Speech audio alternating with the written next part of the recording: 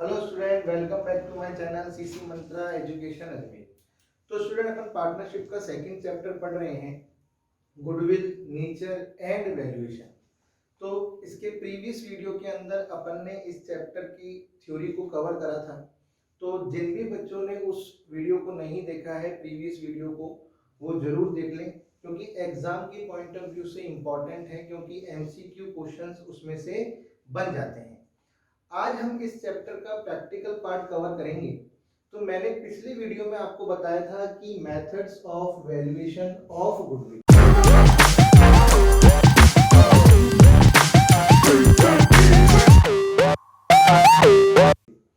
तो student, goodwill का valuation करने के तीन मेथड होते हैं। पहला है एवरेज प्रॉफिट मेथड। कौन सा है स्टूडेंट? पहला मेथड है एवरेज प्रॉफिट मेथड, दूसरा है सुपर प्रॉफिट मेथड और तीसरा है कैपिटलाइजेशन मेथड। तो इस वीडियो के अंदर हम एवरेज प्रॉफिट मेथड के प्रैक्टिकल क्वेश्चंस करेंगे। तो एवरेज प्रॉफिट मेथड के अंदर दो मेथड आते हैं स्टूडेंट, एक है सिंपल एवरेज प्रॉफिट मेथड और एक है वेटेड एवरेज प्रॉफिट मेथड। तो सबसे पहले अपन सीखते हैं सिंपल एवरेज प्रॉफिट मेथड को सीखते हैं। तो स्टूडेंट, यहां पर आप लोग देखिए कि simple average profit method,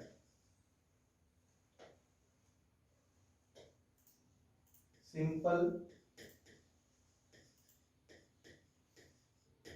average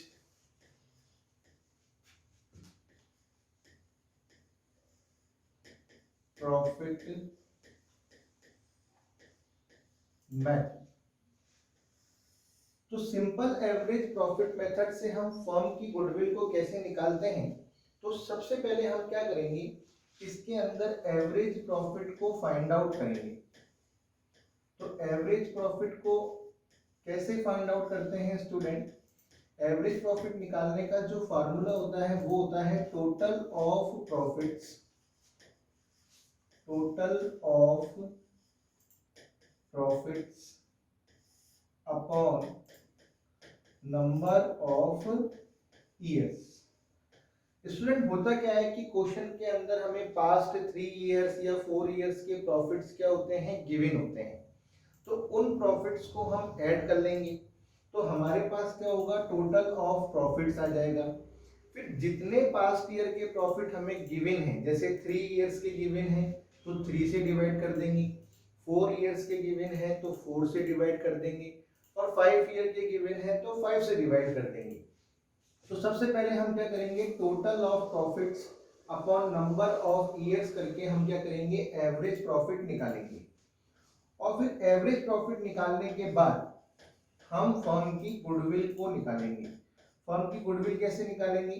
जो एवरेज प्रॉफिट हमने फाइंड आउट किया, इस एवरेज प्रॉफिट को हम क्या करेंगे student, number of years purchases से क्या करेंगे, मल्टीप्लाई कर देंगे। नंबर ऑफ ईयर्स परचेजेस, ये नंबर ऑफ ईयर्स परचेजेस जो है ये हमें क्वेश्चन के अंदर गिवन होते हैं। तो आपको ध्यान रखना है कि केवल दो स्टेप हमको करने हैं।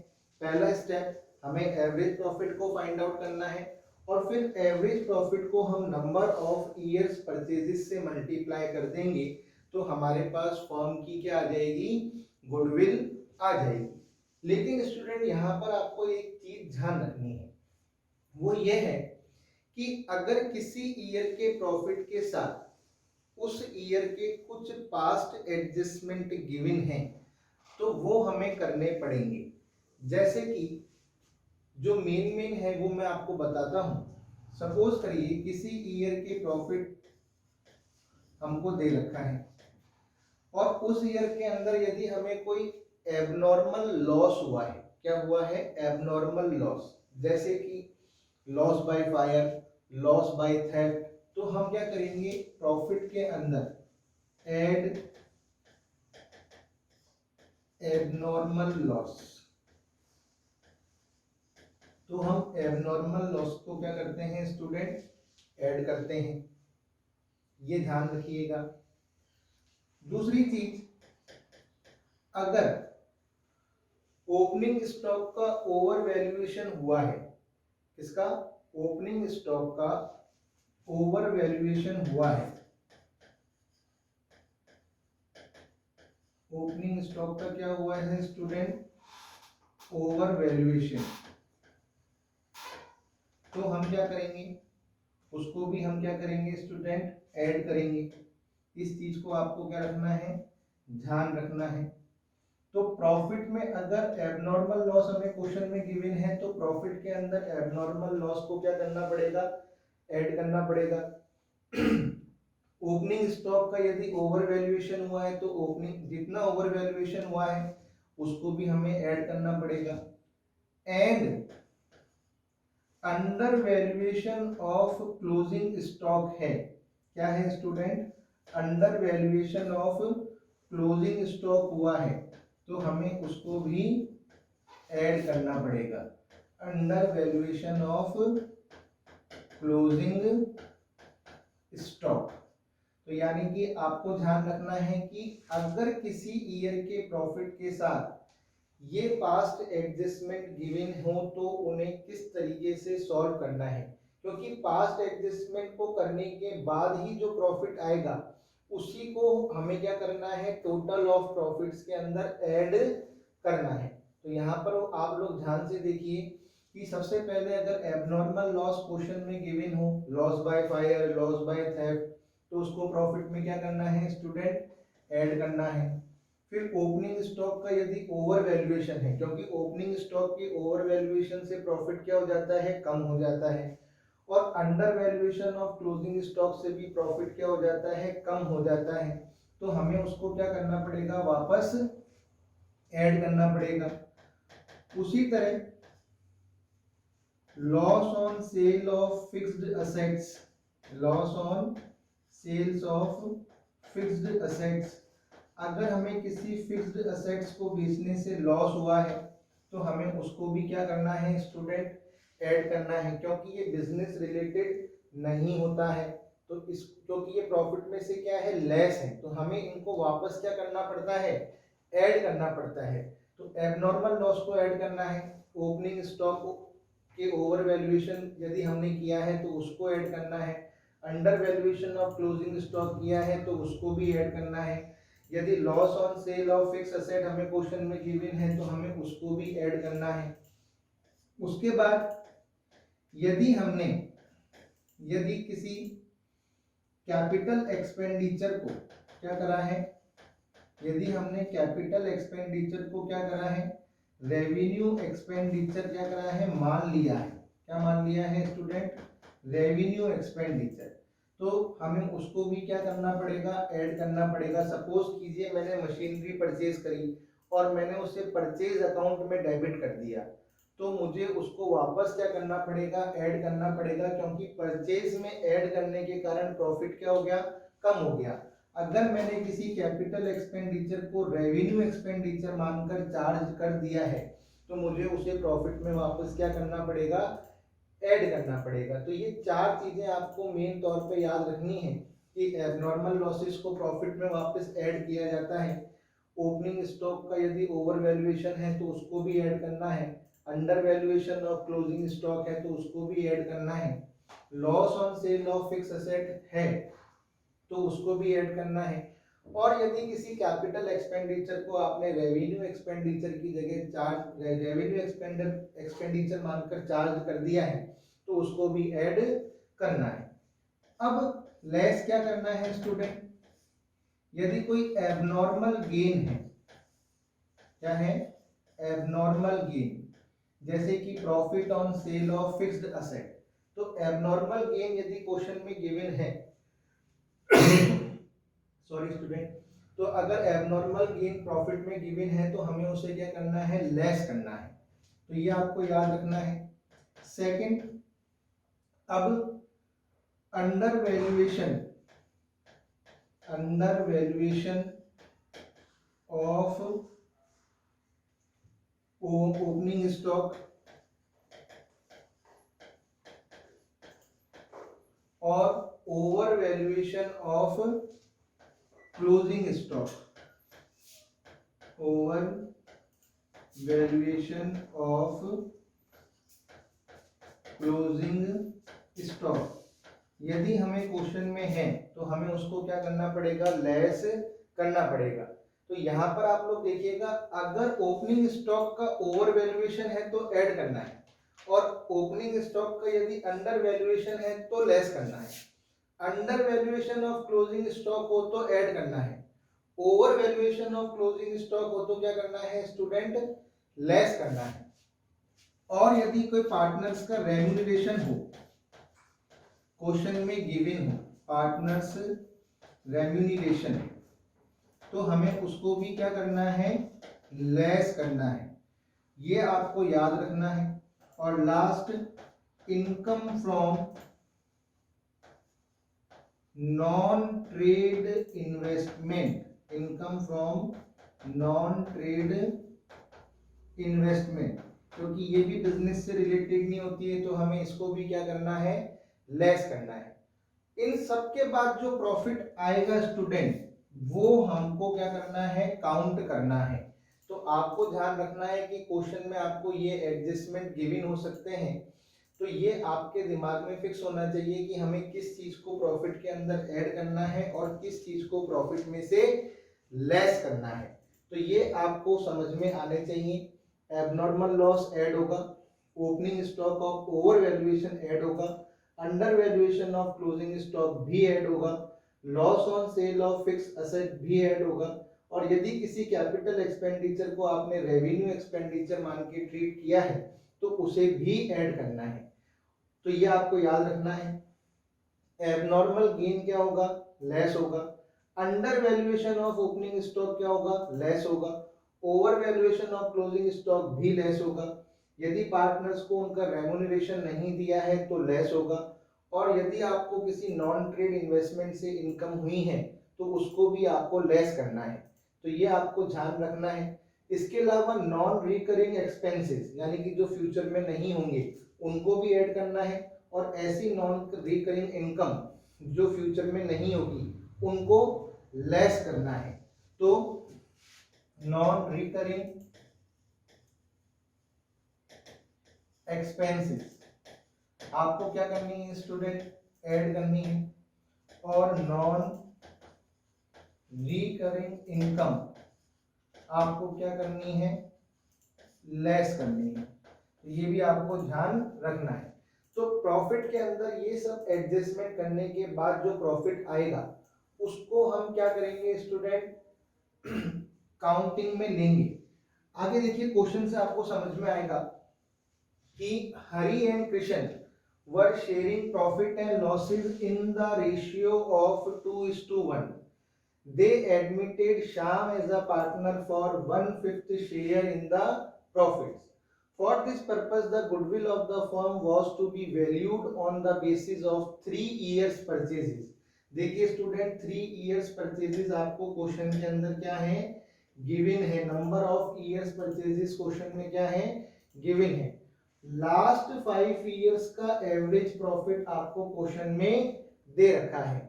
Calculate goodwill of the firm after adjusting the following. The profit of 2014 यानी कि 2014-15 का जो प्रॉफिट है was calculated after charging ₹10,000 for abnormal loss of goods by fire.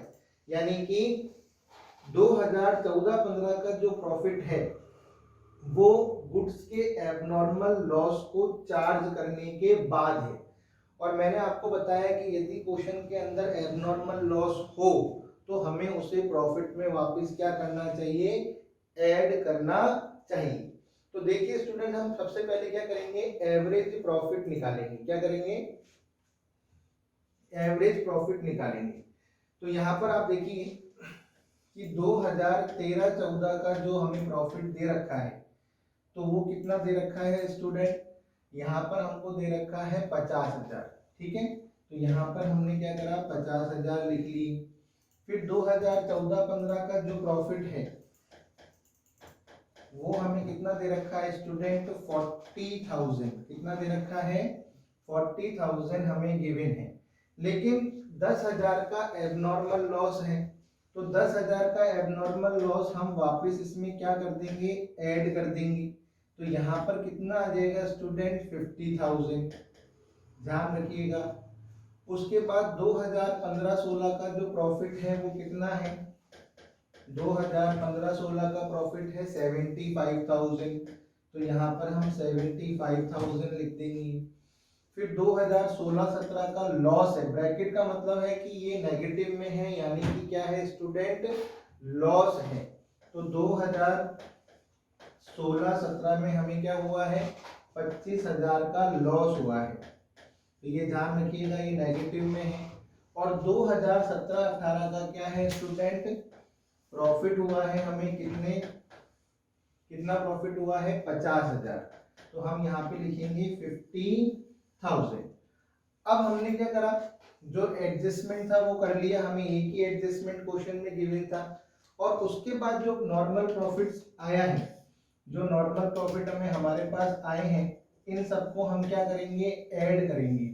Normal profit या लॉस जो भी हमारे पास आया है, इनको हम क्या करेंगे, ऐड करेंगे। तो देखिए 50 और 50 कितने हुए स्टूडेंट, 1 लाख, 1 लाख और 75,000, 1,75,000। इसमें से 25,000 लेस करेंगे तो 1,50,000, और प्लस का 50,000 यानी कि 2 लाख। तो हमारे पास टोटल ऑफ नॉर्मल प्रॉफिट कितना आ गया, टोटल ऑफ नॉर्मल प्रॉफिट, तो हमारे पास टोटल ऑफ नॉर्मल प्रॉफिट आ गया 2 लाख। अब हम क्या करेंगे, एवरेज प्रॉफिट निकालेंगे। क्या निकालेंगे स्टूडेंट, एवरेज प्रॉफिट। तो एवरेज प्रॉफिट निकालने के लिए हम क्या करते हैं, total of normal profit upon number of years. तो कितने ईयर हैं, 1 2 3 4 5, तो हम क्या करेंगे, 2 लाख को 5 से क्या कर देंगे स्टूडेंट, डिवाइड कर देंगे। तो एवरेज प्रॉफिट कितना आ गया, 40,000 रुपीज आ गया। अब नंबर ऑफ ईयर्स परचेजेस हमें कितने क्वेश्चन में गिवन थे, 3 ईयर्स परचेजेस। स्टूडेंट आपको दिख रहे हैं 3 ईयर्स परचेजेस। तो यहाँ पर हम गुडविल कैसे निकालेंगे फर्म की,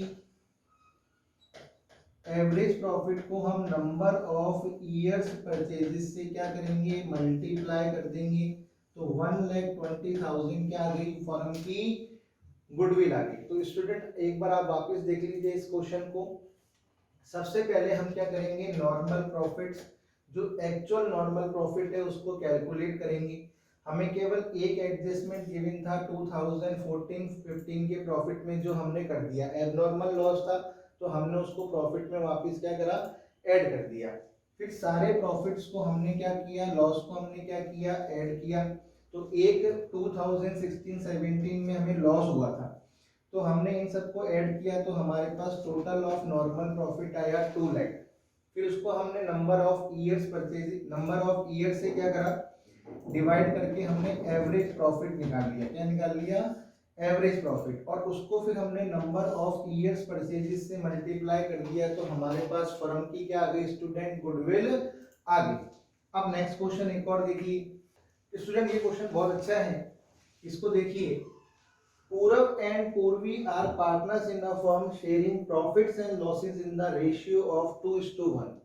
They decided to take Pav into partnership for 1/4 share on 1st April 2020.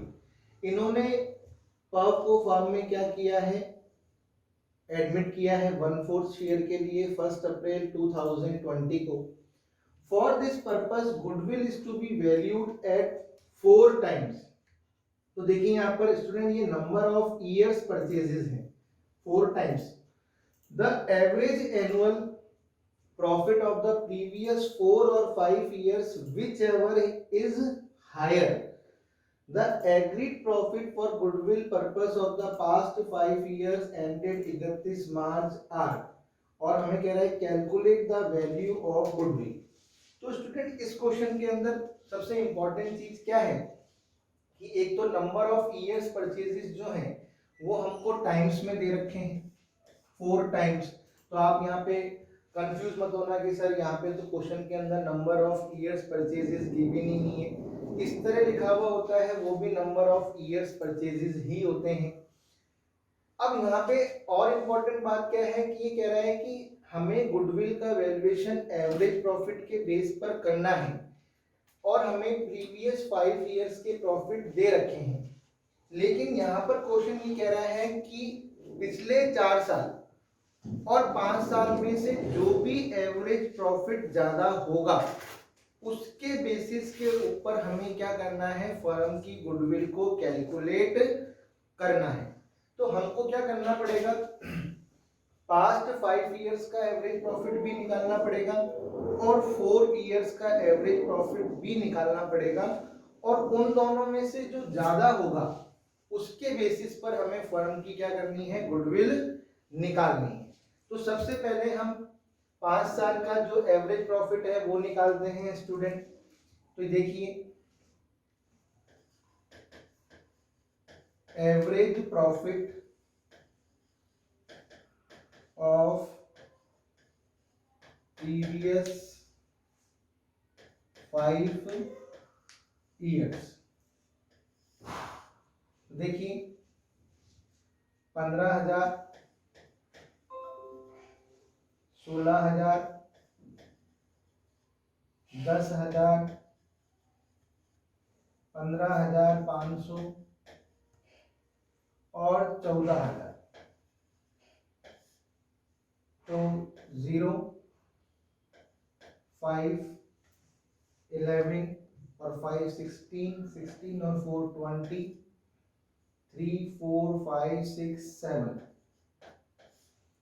तो ये टोटल ऑफ प्रॉफिट आ गया। क्या आ गया, टोटल ऑफ प्रॉफिट। ठीक है, अब हम एवरेज प्रॉफिट निकालते हैं।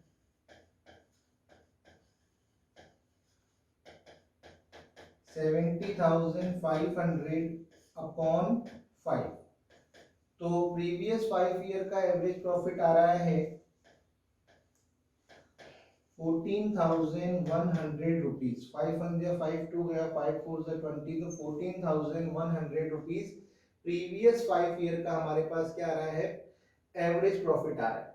अब स्टूडेंट बच्चे क्या करते हैं, गलती यहाँ पर आप लोगों से गलती क्या हो जाती है, तो इसमें क्या होता है कि 4 ईयर्स का एवरेज प्रॉफिट भी हमें निकालना है।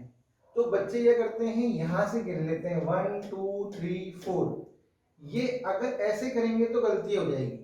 वो कह रहा है प्रीवियस 4 ईयर, तो प्रीवियस 4 ईयर कहां से काउंट करेंगे, यहां से काउंट करेंगे 1 2 3 4। हमें यू काउंट नहीं करना है, हमें प्रीवियस 4 ईयर लेने हैं। तो 2020, 19, 18 और 17 लेना ये ले लेंगे। 16, 17, 18, 19 तो क्वेश्चन क्या हो जाएगा, हमारा गलत हो जाएगा। तो इस चीज का आपको ध्यान रखना है। सो एवरेज प्रॉफिट, तो कई बच्चे गलती कर देते हैं स्टूडेंट, मैं फिर कह रहा हूं इस चीज का ध्यान रखिएगा। तो average profit of previous 4 years, ठीक है। तो देखिए 15,000, 16,000, 10,000 और 15,500।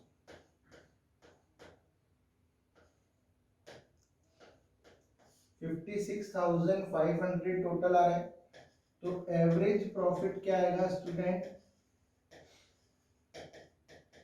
56,500 अपॉन 4।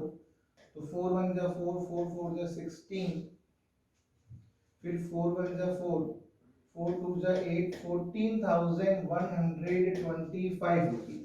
तो यहाँ पर एवरेज प्रॉफिट आ रहा है 14,125 रुपीज। तो स्टूडेंट यहाँ पर आपको देखना है कि क्वेश्चन में लिखा हुआ था कि विच एवर इज हायर, तो यहाँ पर कौन सा प्रॉफिट ज्यादा है, 4 ईयर्स का एवरेज प्रॉफिट क्या है, ज्यादा है। यानी कि फर्म की जो गुडविल है हम किस पे कैलकुलेट करेंगे, 4 ईयर्स के एवरेज प्रॉफिट के बेसिस पर कैलकुलेट करेंगे। तो गुडविल कितनी आ जाएगी स्टूडेंट, 14,125 इंटू कितना 4 टाइम्स, कितना 4 टाइम्स। तो यहाँ पर देखिए 4 5 जा 20, 4 2 जा 8, 10, 4 1 जा 4 और 8 5, 4 4 जा 16 और 56,500 रुपीज फर्म की क्या आ गई, गुडविल। तो ये आंसर आ गया। तो ये क्वेश्चन बहुत अच्छा क्वेश्चन है, इसमें मिस्टेक्स हो जाती है बच्चों से, तो इसका आपको ध्यान रखना है कि हमें 4 ईयर यूं काउंट नहीं करना है, हमें प्रीवियस ईयर यानी कि 20, 19, 18 और 17 यूं काउंट करने हैं। इस चीज का ध्यान रखिएगा। तो स्टूडेंट अब नेक्स्ट है weighted average profit method.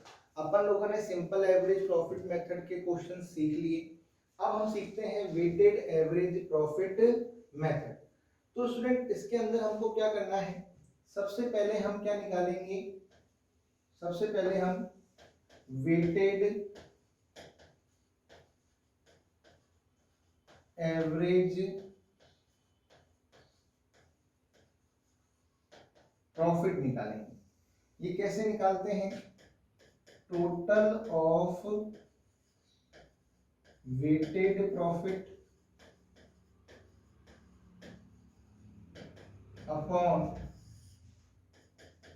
Total of weights, फिर goodwill is equals to weighted average profit, weighted average profit into number of years purchases. तो स्टूडेंट्स में है क्या, सबसे पहले हमको वेटेड एवरेज प्रॉफिट निकालना पड़ता है। हमें वेटेड एवरेज प्रॉफिट मेथड के क्वेश्चन में वेट गिवन होते हैं, ठीक है, ये आपको याद रखना है, और नंबर ऑफ ईयर्स परचेजेस भी हमें क्वेश्चन में क्या होता है, गिवन होता है। तो ये दो चीजें हमें जो है क्वेश्चन के अंदर दी जाती हैं, एक तो वेट्स हमें क्वेश्चन में दिए जाते हैं और एक हमें ईयर्स परचेजेस भी क्वेश्चन में क्या होते हैं, गिवन होते हैं।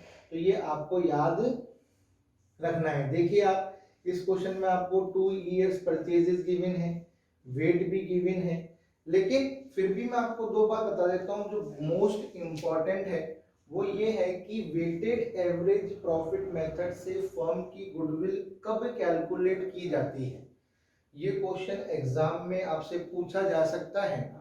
तो वेटेड एवरेज प्रॉफिट से फर्म की गुडविल तब कैलकुलेट की जाती है जब प्रीवियस ईयर्स में कंटिन्यूसली या तो फर्म का प्रॉफिट बढ़ रहा हो, जैसे कि आप इस क्वेश्चन में देखिए 2013 में 18,000 था, 2014 में 23,000 हो गया, 2015 में 29,000 हो गया और 2016 में 35,000 हो गया। यानी कि फर्म का जो प्रॉफिट है वो कंटिन्यूसली क्या हो रहा है, इंक्रीज हो रहा है, या फिर फर्म का प्रॉफिट कंटिन्यूसली क्या हो रहा हो, डिक्रीज हो रहा हो, तो हम वेटेड एवरेज प्रॉफिट से फर्म की गुडविल को कैलकुलेट करते हैं। ये क्वेश्चन एग्जाम में आपसे पूछा जा सकता है कि वेटेड एवरेज प्रॉफिट को नॉर्मली कब यूज किया जाता है फर्म की गुडविल का वैल्यूएशन करने के लिए, या तो कंटिन्यूसली प्रॉफिट क्या हो रहा हो, प्रीवियस पास्ट ईयर्स के अंदर बढ़ रहा हो,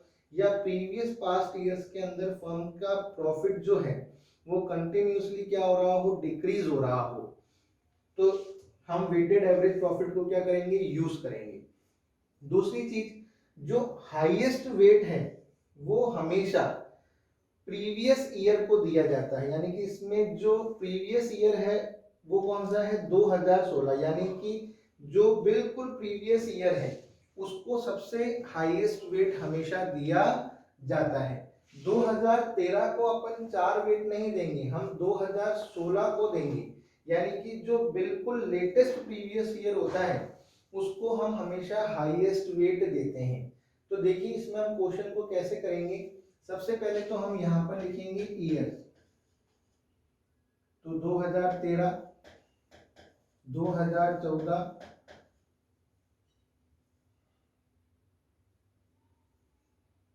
2015 और 2016। अब हमें जो प्रॉफिट दे रखा है वो हम लिखेंगे। हमें प्रॉफिट कितना गिवन है 2013 का 18,000 रुपये, फिर उसके बाद 23,000 रुपये,